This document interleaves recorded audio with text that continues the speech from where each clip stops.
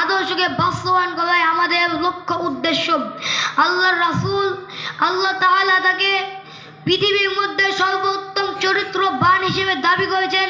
তিনি বলছেন মুসলিম মুসলিমের ভাই ভাই, আমি আপনি বলছি মুসলিম মুসলিমের শত্রু। নাউজুবিল্লাহ।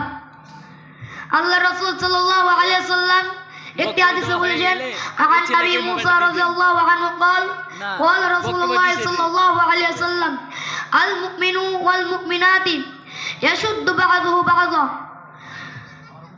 আবু মুসা রাদিয়াল্লাহু আনহু তিনি বলেন, রাসূল সাল্লাল্লাহু আলাইহি ওয়াসাল্লাম বলেছেন, মুমিন ওইসব মুমিন হচ্ছে ইটের পাঁচির মতো, যেভাবে ইটের পাঁচির অন্য পাঁচির থেকে সহযোগিতা লাভ করে।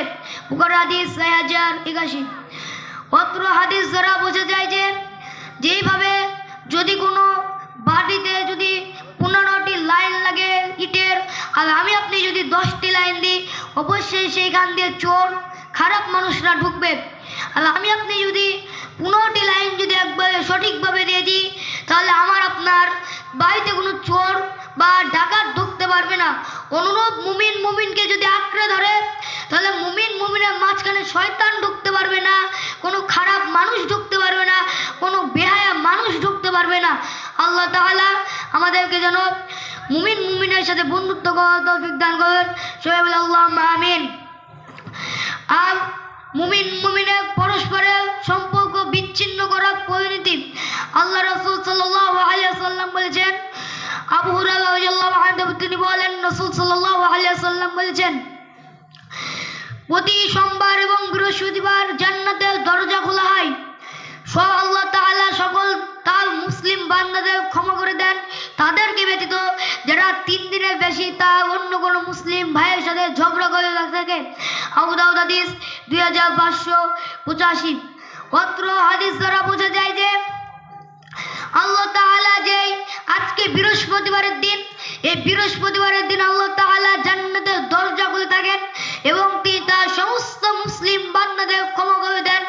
কিন্তু ওই সব মুসলিম বান্দা ব্যতীত যারা আল্লাহ তাআলা কোন মুসলিম বান্দার সাথে সম্পর্ক টিকে রাখতে পারেনি 3 দিনের বেশি, তাহলে বোঝা যায় আমি আপনি যদি কোনো মুসলিম ভাইয়ের সাথে 3 দিনের বেশি সম্পর্ক বিচ্ছিন্ন করি, তাহলে আমার আপনার জন্য জান্নাত হারাম হয়ে জাহান্নাম নির্ধারিত হয়ে যাবে। নাউজুবিল্লাহ। আল্লাহ রাসূল সাল্লাল্লাহু আলাইহি ওয়াসাল্লাম অন্য একটি হাদিসে বলছেন, প্রতিটি মুসলিমের জন্য উচিত হবে যে তারা কোন মুসলিমের সাথে যদি ঝগড়া করে বা মারামারি করে, তাহলে তার জন্য এটি জায়েজ নয় 3 দিনের বেশি অন্য কোনো মুসলিমের সাথে সম্পর্ক নষ্ট করে রাখবে। আর সে যদি 3 দিনের বেশি সম্পর্ক নষ্ট করে রাখে এবং সে ওই অবস্থায় যদি মারা যায়, তাহলে তাকে জাহান্নামে নিক্ষেপ করা হবে। আবু দাউদ হাদিস 4914। অত্র হাদিস দ্বারা বোঝা যায় যে আল্লাহ রাসূল তিনি বলছেন যে যদি কোনো ব্যক্তি 3 দিনের বেশি অন্য কোনো মুমিনের সাথে ঝগড়া করে থাকে আর সে যদি তার সাথে মীমাংসা না করে, তাহলে তার গুনাহ আল্লাহ তাআলা মাফ করবেন না। অর্থাৎ আমি আপনি যতই ইমানদার ব্যক্তি হয় না কেন, আমার আপনার গুনাহ আল্লাহ তাআলা মাফ করবেন না। আমার আপনার আমল আল্লাহ তাআলা ছুঁড়ে ফেলে দেবেন। ওইভাবে যেইভাবে একটি কুকুরকে আমরা তাড়িয়ে দিই, ওইভাবে আল্লাহ তাআলা আমাদের আমলকেও নষ্ট করে দেবেন।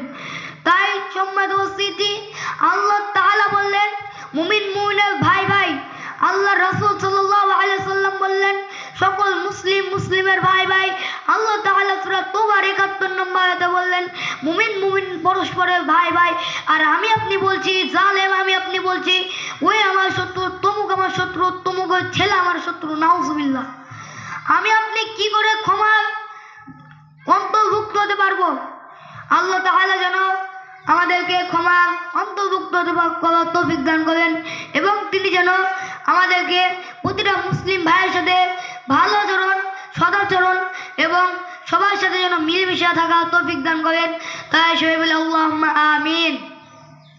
আজকে আমার সংক্ষিপ্ত আলোচনা এখানে শেষ করছি। আখিরুদ দাওয়ানা আনিল হামদুলিল্লাহি রাব্বিল আলামিন।